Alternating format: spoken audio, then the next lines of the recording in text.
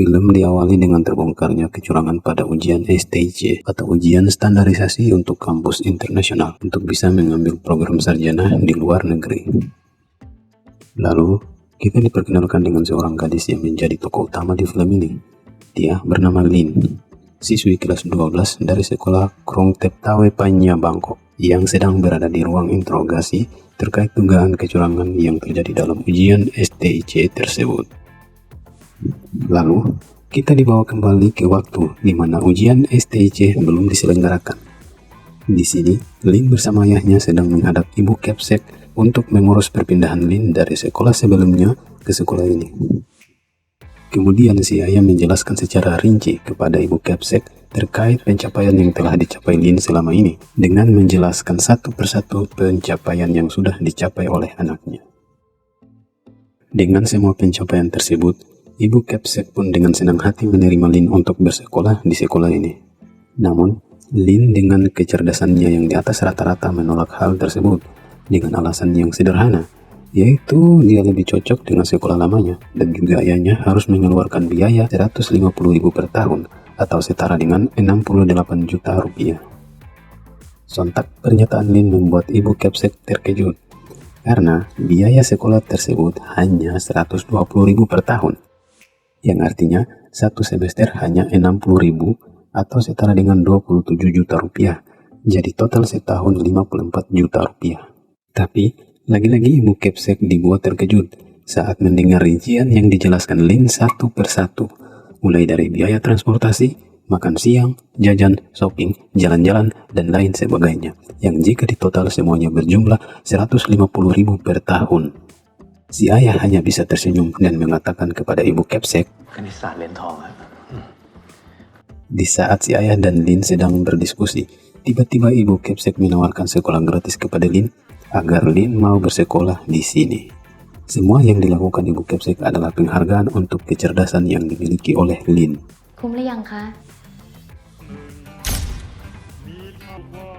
Saat sesi pemotretan, Lin bertemu dengan seorang gadis bernama Grace yang membantunya merapikan rambutnya agar terlihat lebih cantik saat pemotretan. Dan dari sinilah awal Lin dan Grace mulai berteman. Beberapa hari kemudian, karena mereka sudah cukup akrab, Grace sedikit curhat kepada Lin bahwa dia sangat ingin bergabung di drama sekolah.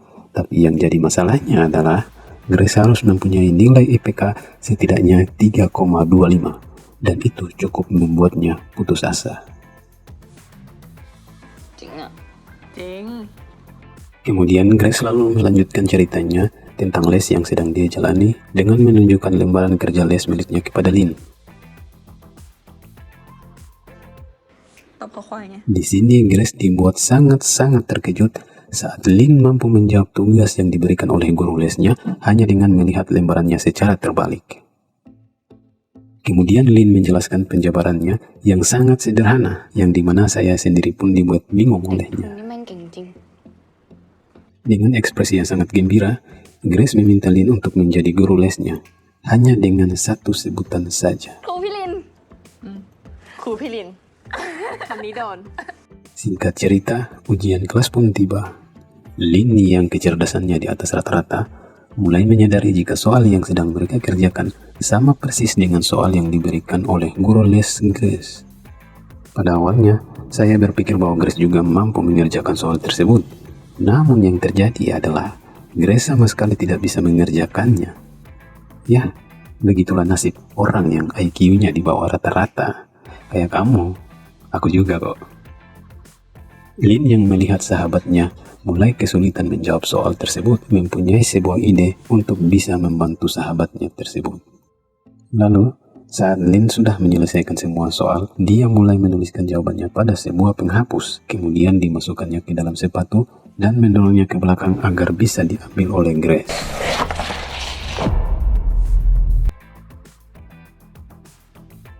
Tapi di saat Grace akan menggantikan sepatu Lin agar tidak ketahuan oleh Pak Guru, mungkin karena terlalu panik, Grace malah menendang sepatunya melewati tempat duduk Lin. Sontak membuat mereka sangat-sangat panik.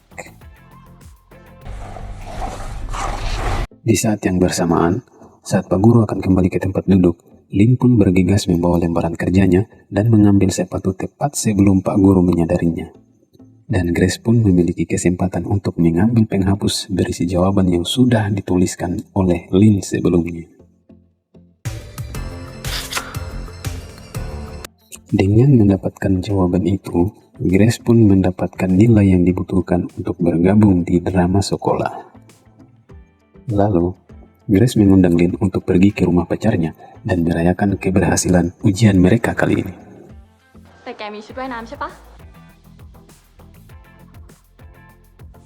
Singkat cerita, malam pun tiba. Kita langsung diperkenalkan dengan pacarnya Grace yang bernama Pat. Dia sengaja mengundang Lin karena dia tahu saat ujian kemarin, Lin memberikan jawabannya kepada Grace. Hingga dia berniat untuk mengajak Lin bekerja sama dalam ujian nanti dengan penawaran yang cukup menarik. Dia menawarkan 5 orang yang akan terlibat dalam permainan ini. Setiap orang akan membayar 3.000 baht atau setara dengan Rp1.300.000 untuk setiap mata pelajaran dari total 13 mata pelajaran selama setahun. Hingga total keseluruhannya adalah 234.000 baht atau lebih dari 100 juta rupiah. Penawaran yang cukup menggiurkan. Dan dari sinilah semua perjalanan ini dimulai. Setelah pulang dari rumah Pat, Lin memeriksa berkas ayahnya dan dia menemukan fakta bahwa ayahnya menyembunyikan pembayaran biaya perawatan sekolah. Padahal sebenarnya ayahnya sengaja menyembunyikan hal ini agar Lin hanya fokus untuk belajar dan tidak terlalu mengkhawatirkan biaya tersebut. Kemudian, Lin meminta penjelasan dari si ayah. Lalu si ayah menjelaskan alasan mengapa ayah sangat ingin Lin untuk bersekolah di sekolah ini. Jadi tujuan si ayah sebenarnya adalah ingin agar Lin bisa mendapatkan beasiswa untuk bersekolah di luar negeri. Karena si ayah yakin dengan kecerdasannya, dia bisa mendapatkan beasiswa untuk bersekolah di luar negeri. Kemudian, Lin yang sedang bermain piano untuk menenangkan diri, tiba-tiba mendapatkan ide untuk menggunakan piano sebagai kunci jawaban dari aksi yang akan dilakukan olehnya. Keesokan harinya, Lin mengumpulkan semua orang termasuk Grace dan Pat dengan alasan les piano. Padahal sebenarnya Lin menjelaskan trik yang akan dia gunakan dalam ujian nanti dengan menggunakan nada klasik piano sebagai kode untuk setiap jawabannya nanti. Singkat cerita, tibalah di mana mereka melaksanakan ujian. Sebelumnya, Lin sudah menjelaskan dia akan memberikan jawabannya tepat pada jam 9.15. Dan tepat di jam 9.15, dia mulai memberikan jawabannya kepada mereka. Yang sangat mengejutkan adalah aksi mereka tidak ketahuan sedikit pun oleh guru ataupun siswa yang ada di dalam kelas tersebut. Dengan aksinya ini, Grace berhasil masuk ke dalam sekolah, Pat mendapatkan mobil baru dari ayahnya, dan Lin mendapatkan penghasilan yang sangat fantastis. Sungguh luar biasa. Dan dari penghasilannya tersebut, Lin juga membelikan kemeja mahal untuk ayahnya. Si ayah hanya bisa bangga dengan pencapaian Lin yang menjadi seorang guru les piano. Padahal sebenarnya kita tahu, Lin hanya menjual kecerdasannya dengan les piano sebagai alasannya. Makin hari makin banyak siswa yang ingin bergabung ke dalam les piano fake miliknya, yang tentunya makin banyak siswa, maka makin banyak pula penghasilannya. Singkat cerita, kita kemudian diperkenalkan dengan seorang siswa kelas 11 bernama Beng. Sedikit info, Beng juga merupakan siswa berprestasi dari sekolah ini. Tapi Beng mempunyai semacam fobia. Ketika sedang panik, Beng akan selalu mengalami muntah-muntah. Entah ini fobia atau kurang paham lah aku tentang itu. Oke, kita lanjut. Beng dan Lin sedang berada di acara cerdas cermat antar sekolah. Disinilah pertama kali mereka berdua saling berkenalan. Singkat cerita, cerdas cermat tersebut dimenangkan oleh mereka berdua dengan kemampuan daya ingat yang dimiliki oleh Beng. Sin lalu berpindah ke ruang Ibu Kepsek. Ibu Kepsek yang sangat kagum dengan kemampuan mereka berdua. Kedutaan Singapura memberikan beasiswa penuh tahun depan, namun hanya untuk 1 orang. Dan secara tidak langsung, mereka berdua menjadi saingan untuk mendapatkan beasiswa tersebut. Singkat cerita, malam pun tiba. Beng yang baru pulang ke rumahnya melihat ibunya yang masih mencuci pakaian laundry, memutuskan untuk melanjutkan cucian ibunya karena mesin cuci mereka yang sedang rusak. Keesokan harinya saat di sekolah, Beng ditemui temannya yang bernama Tong. Di sini, Tong meminta Beng agar mau membantunya dalam ujian nanti. Dan tentu saja Beng menolaknya karena baginya kejujuran adalah segalanya. Meskipun Tong sudah menawarkan Beng dengan sejumlah uang, tapi Beng masih tetap menolak tawaran tersebut. Singkat cerita, ujian pun tiba. Di ujian kali ini, seluruh kelas digabungkan dalam satu ruang ujian dan tanpa mereka sadari, ujian kali ini dibagi menjadi 2 set, jadi setiap orang mendapatkan set yang berbeda. Sontak hal ini membuat mereka semua menjadi panik. Beng yang melihat Tong bertingkah aneh pun memberitahukan agar Lin berhati-hati dengan Tong. Lin mengangguk seolah dia mengerti. Namun, tanpa Beng sadari sebenarnya Tong juga termasuk salah satu anggotanya Lin. Tak hanya sampai di situ, Beng juga melaporkan Tong kepada Pak Guru yang sedang mengawasi ujian kali ini. Beberapa saat kemudian, Lin mulai beraksi dengan memberikan isyarat untuk jawaban set yang pertama. Setelah semua jawaban set 1 selesai, Lin kemudian meminta Tong untuk mengganti lembar ujian, tepat saat Pak Guru disibukkan dengan siswa set 1. Saat waktu hanya tersisa 5 menit, Lin mulai memberikan jawaban set bagian kedua.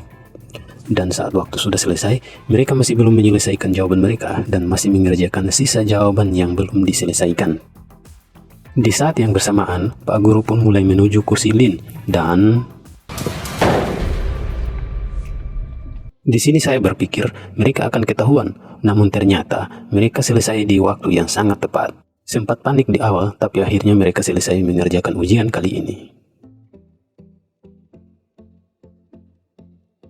Di saat jam istirahat, tiba-tiba Lin dan Tong dipanggil menghadap ke ruang Ibu Kepsek.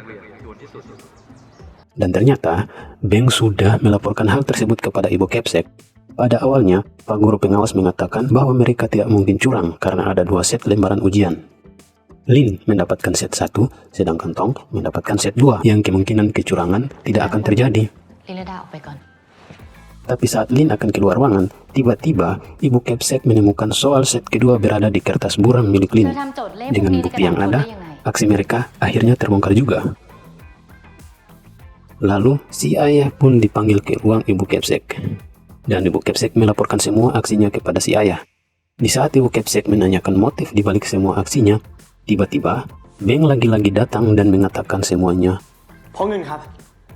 Meskipun di sini si Beng ingin selalu jujur dalam ujian, tapi saya cukup kesal juga dengan si Beng. Suka ikut campur sekali urusan orang lain. Bu Kepsek yang kaget mendengar hal tersebut pun merasa kecewa kepada Lin dan memberikan hukuman dengan memutuskan beasiswa kepada Lin termasuk beasiswa dari Singapura. Si ayah yang sudah terlanjur kecewa dengan Lin harus menerima hukuman apapun yang diberikan oleh sekolah tersebut dengan lapang dada. Sebelum mereka keluar dari ruangan, Lin mengatakan kepada Beng, sesampainya di rumah, Lin kembali dimarahi oleh si ayah yang sudah mengetahui bahwa les piano selama ini hanyalah sebuah modus. Si ayah yang sudah mulai naik darah pun melepaskan kemeja yang dibelikan oleh Lin dan memintanya mengembalikan semua uang yang sudah dihasilkannya selama ini. Singkat cerita, Lin dan Grace bertemu di sebuah restoran. Di sini Grace mengatakan bahwa dia dan Pat sedang mengalami tekanan dari orang tua Pat.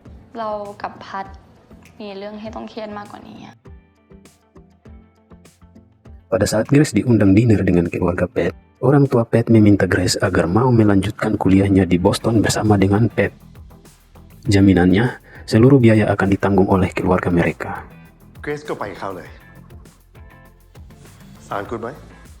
Orang tua Pat beranggapan bahwa Grace sudah membantu Pat untuk memperbaiki nilai di sekolahnya. Padahal yang kita tahu, selama ini mereka hanya membayar Lin agar bisa lulus ujian di sekolah dengan nilai yang sangat bagus.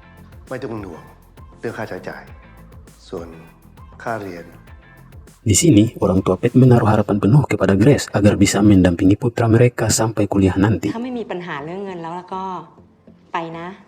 Kembali ke Grace dan Lin yang berada di restoran.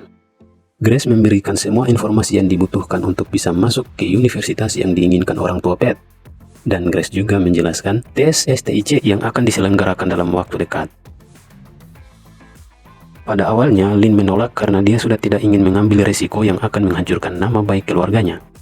Tapi, lagi-lagi Grace mengatakan, jika Lin mau membantu mereka, Pat akan membayarnya dengan angka yang cukup fantastis, yaitu 600.000 baht atau sekitar 275 juta rupiah. Ya, dengan angka tersebut, Lin memutuskan untuk mempelajari tentang tes STIC.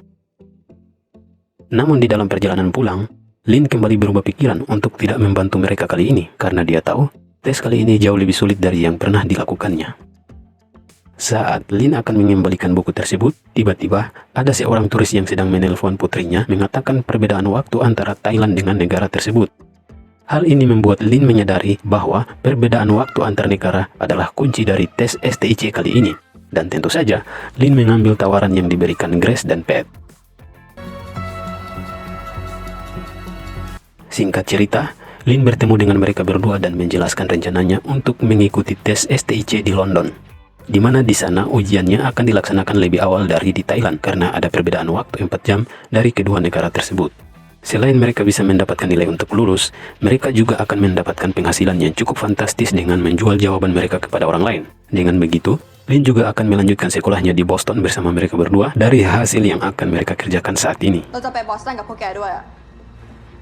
Lalu Lin meminta mereka berdua untuk mencari klien yang mau mengambil bagian dari rencana mereka.